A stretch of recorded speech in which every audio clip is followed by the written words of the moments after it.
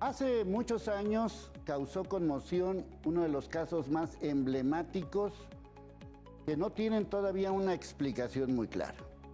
Ahora esa historia se revivió y vale la pena revisar años después cómo estamos en este tipo de historias de antros, burdeles, trata de personas, prostitución, esclavitud y bueno, una serie de fechorías que en su momento hicieron lo que conocemos como las poquianchis.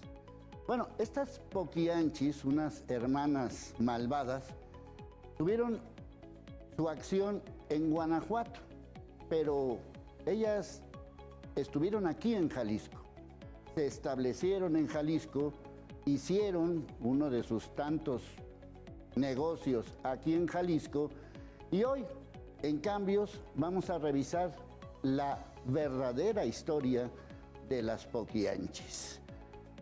Obviamente, historias de estas requieren de cambios y, pues, desgraciadamente, al paso de los años, con otro tipo de personajes, este tipo de atrocidades, de violencia, esclavitud, trata de personas, sigue vigente. Por eso, urgen también cambios. Y si seguimos haciendo lo mismo, vamos a tener los mismos resultados.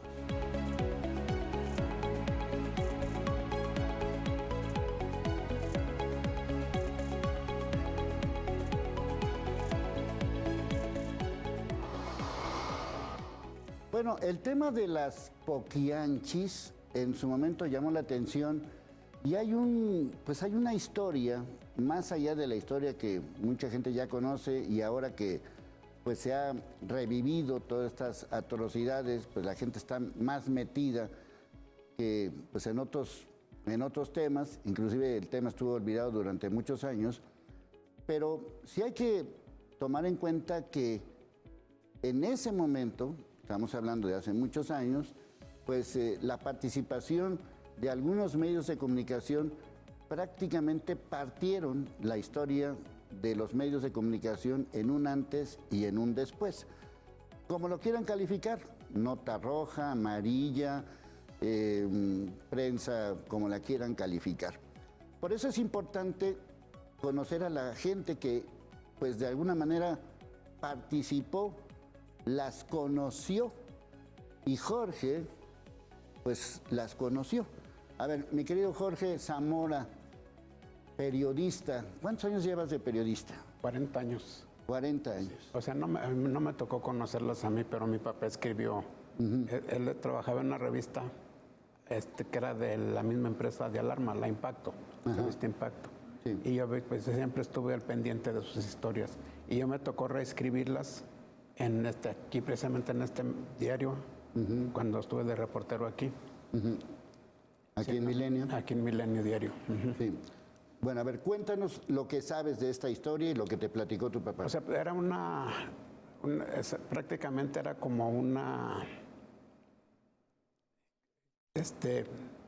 bueno, más que nada, era como una especie de empresa hecha para la maldad. O sea, que tenían de todo tipo de personas. Estaba en Meregildo Zúñiga, que era el capitán del ejército, y él era el encargado de proteger y de cuidar la seguridad del negocio.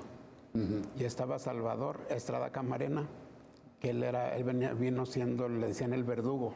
Él era el que cuando las mataban, las sepultaba ahí mismo. Y había otra mujer que se llamaba, eran dos hermanas, una se llamaba Adela y la otra se llamaba Esther Zúñiga, y una le decían la Picochulo. Ellas ya eran un poquito, o sea, el tiempo de trabajar en la prostitución, por lo regular de esas mujeres era de los 10 años a los 23 años. Ya de 23 años para adelante prácticamente las desechaban. Y estas dos mujeres que le estoy hablando, la Picochulo y su hermana, ellas quedaron, sí se ganaron la confianza de las hermanas González Valenzuela, que era que era María de Jesús Eva y Delfina. Se ganaron la confianza de ellas y las tenían como celadoras. Ellas eran las encargadas de cuidar que ninguna se escapara. Y se portaban mal, ellas eran las que las torturaban y las castigaban. Las hermanas, las famosas Poquianchis, son originarias del Salto, Jalisco, pero hicieron su red de prostitución en San Francisco del Rincón, que tenían el bar La Guadalajara de noche, y de ahí pusieron otro en Lagos de Moreno. Y prácticamente tenían sus dos prostíbulos. Para contactar a las muchachitas que después se dedicaron a tratantes de blancas, se iban casa por casa en los pueblos en un carro 1950 Dodge, y él iba acompañado de Delfina por lo regular. Se vestía muy elegante, llegaba a las rancherías y hablaba con los papás de las niñas y les decía que les ofrecía empleo, empleo en casa, ya se fuera haciendo el aseo, haciendo de comer o como damas de compañía. Pero ya una vez que llegaban al tugurio de ella, las encerraban y ya nunca salían. Ya la que se trataba de salir, pues ahí mismo la mataban. Y ahí mismo la sepultaban. Bueno, a ver, aquí hay muchos temas, dentro de todos estos temas que nos estás platicando.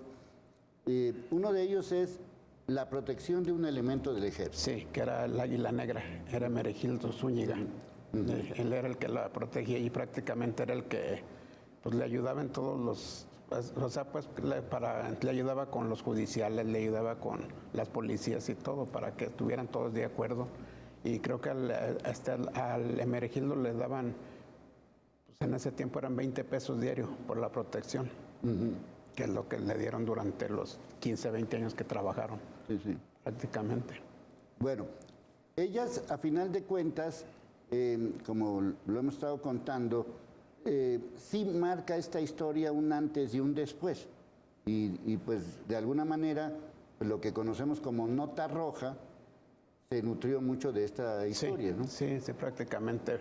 Pues prácticamente lo que más documentó fue Alarma, la revista Alarma, que en ese tiempo era pues la más seguida por todo tipo, había todo tipo de lector para esa revista. Y ellos tenían sus reporteros y siempre estuvieron muy al pendiente de este caso. Sí, este caso prácticamente es el que levanta esto que conocemos como nota roja de estos años, ¿no? Esos años que fue en 1900. Ellas vienen terminando su imperio en 1963. Tenía un hijo la Delfina tenía un hijo, era la única que tenía hijos, se llamaba Ramón González. Y era muy altanero, muy pues, prepotente, y ha tenido que tenía la protección del Águila Negra. Entonces, en una ocasión se agarró a balazos con los judiciales, lo matan. Entonces, Delfina se enfurece y le dice al Águila Negra que detenga a los judiciales y que se los entregue. Entonces, había un señor que se llamaba Antonio Murguía, era un jefe de la policía, y él los encuarteló para que no los encontraran. Y de ahí se desencadenó todo, y ahí se descubrió cómo trabajaban y todas sus malas actividades. De todo este tipo de situaciones, cuando te metes a esta historia, ¿cómo lo calificas esto? O sea, pues se califica algo muy, muy cruel. O sea, muy cruel porque, mayormente que en ese tiempo no había tanta maldad como hay ahorita. La gente pues había mucha ignorancia y pobreza, pero no había tanta violencia como en la actualidad. Entonces esto pues prácticamente fue algo que desató mucha polémica por las cuestiones que trabajaban estas mujeres. Bueno, en realidad, según los testimonios, ¿ellas mataron o mandaron matar a estas? Ellas no mataron. Ellas no mataban. Se valían de las mismas, del mismo personal que tenían, entre ellas las hacían pelear y ellas les ordenaban que mataran a determinada, mejoría que no les obedecía, que no atendía bien un cliente. Los primeros castigos era dejarlas sin comer. Las dejaban hasta una semana, 15 días sin comer, sin nada de alimento. Y después la Picochulo era la que se encargaba de ordenarles a las otras que la mataran. Y si no obedecía esa que le daban la orden, entonces el Picochulo mataba a esa persona. Sí, sí. Entonces ahí pero ellas en sí no hubo, o sea, no hubo pues muertos por parte de ella. O sea, ellas no mataban, pero sí mandaban matar. Sí ordenaban. ¿Y hay alguna cantidad? Porque se habla de muchas cantidades. Cuando se descubrieron lo que era el patio del burdel, encontraron alrededor de 300 esqueletos. 300. Había 300. niños, había de niños, había de mujeres y creo que hasta de hombres también. Pero la mayoría eran mujeres. Y los bebés, ya ve que cuando las salían embarazadas, alguna de ellas, o sea, primero les prohibían que se embarazaran, pero si por un accidente salían embarazadas, las empezaban a torturar dejándolas sin comer y finalmente las dejaban morir. Y si no se morían en el determinado tiempo, las enterraban vivas. Esa era una de la crueldad que había con ellas. Con todo y... Con todo y su criatura que estaba esperando. ¿Las abortaban también o no? Por lo regular siempre las hacían abortar, las golpeaban para que abortaran. Cuando les servían, que tenían la edad que ellas requerían. Porque cuando andaba el chofer de esta Delfina, llegaban en el auto y se llevaban niñas de preferencia de 10 a 17 años. Eso era lo que ellos llamaban la mercancía que les funcionaba. Y esa mercancía, bueno, muchas de estas historias se parecen justamente a las historias que estamos viviendo hoy en muchos otros casos y que vale la pena de alguna manera ubicarnos en todo ese tiempo. Hablabas de que ellas, esencialmente su imperio, porque era un imperio, pues ya me imagino todo el dinero que había, ¿no? Sí, o sea, pero según eso no tenían tanto porque repartían mucho. O sea, la corrupción. ¿Tenían poder? Tenían poder y sí ganaban dinero, pero parte de esa la repartían a la gente que las protegía. O sea, actos de corrupción por todos lados. Actos de corrupción de políticos, de autoridades municipales, estatales y hasta federales. Sí. Y las personas que iban a estos burdeles, a estos antros, eran también gente ¿de qué nivel? Era de todo tipo. O sea, los políticos y empresarios, y siempre eran los que les tocaba prácticamente violar a las niñas. Y ya después las empezaban, le ponían a trabajar, las regenteaban, pero ya eran albañiles, eran pintores, era clase obrera la que llegaba ya después con ellas. Pero primero les ofrecían, le decían, tenemos una chavita que acaba de llegar, y ya les daban las características. Virgen. Y que eran vírgenes. Jovencitas, niñas, prácticamente niñas.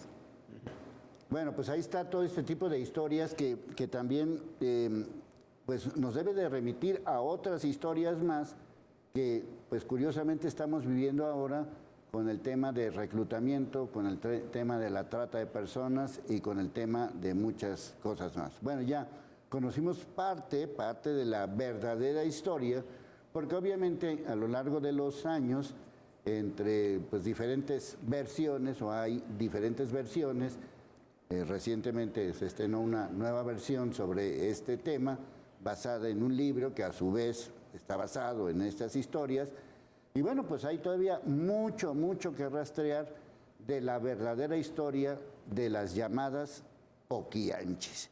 Y cuando uno medio ve cómo estaba el asunto en aquellos años, pues muchas de estas cosas se parecen a lo que vivimos hoy. Por eso urgen cambios.